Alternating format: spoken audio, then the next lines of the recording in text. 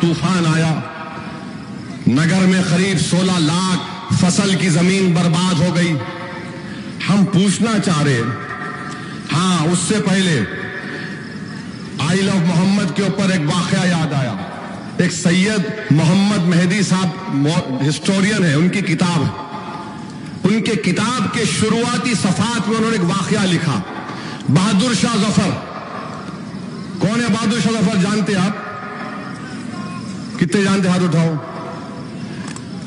ارے تم نہ پڑھ رہے نہیں، خالی اب گھس جاتا اندر منہ میں فون تمہارے۔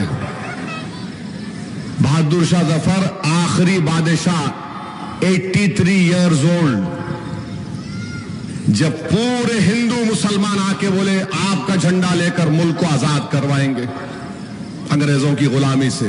خیر وہ کوشش کامیاب نہیں ہو سکی، میں نے بعد میں ہوئی، تو بہادر شاہ ظفر کو معلوم تھا کہ انگریز آ کر ان گرفتار کریں گے۔ وہ کیا کیے، رات کے اندھیرے میں نکل کر حضرت محبوب سبحانی نظام الدین اولیاء کے پاس چلے گئے، ان کے آستانے پہ گئے، خوب رو رہے تھے کہ اللہ ہم کوشش کی، ہم کامیاب نہیں، خوب رو رہے تھے، انگریزوں سے اس ملک کو آزاد نہیں کروا سکے۔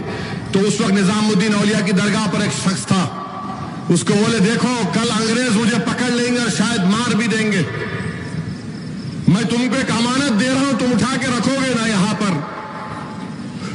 اس نظام الدین اولیاء درگاہ کے خادم نے بولا کیا ہے وہ امانت؟ تو بولے دیکھو ہمارے سلطنت مغلیہ میں ایک امانت 400 سال سے چلی آ رہی ہے، وہ امانت میرے پاس ہے، میں تم کو تمہارے حوالے کر رہا ہوں، اس کے بعد میرا خاتمہ ہے۔ بولے کیا ہے؟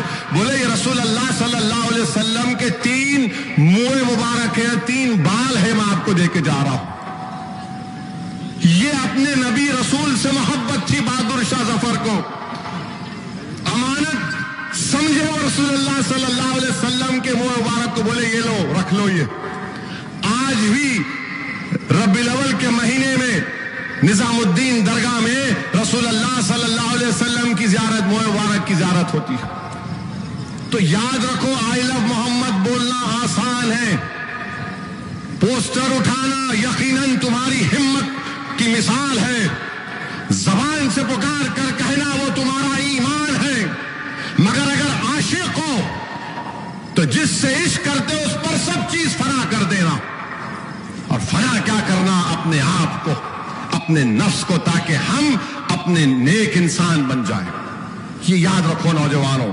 اب یہاں پر سیلاب آیا، اب سیلاب میں